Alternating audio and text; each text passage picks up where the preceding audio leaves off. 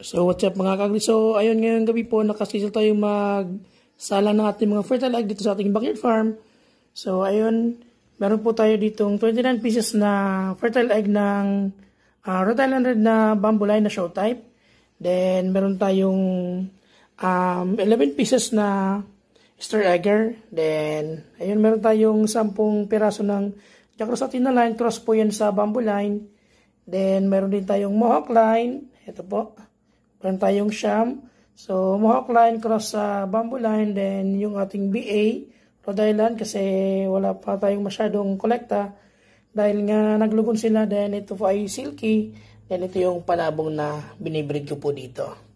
At syempre, ito pong ating mga fertile egg ay alagang Firmabet at alagang Battlecock. So, sa umaga po ang binibigay ko ay Egg Pro Max.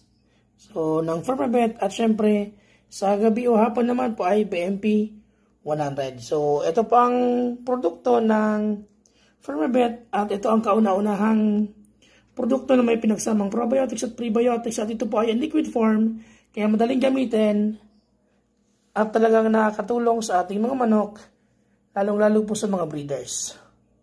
So, yun lamang po.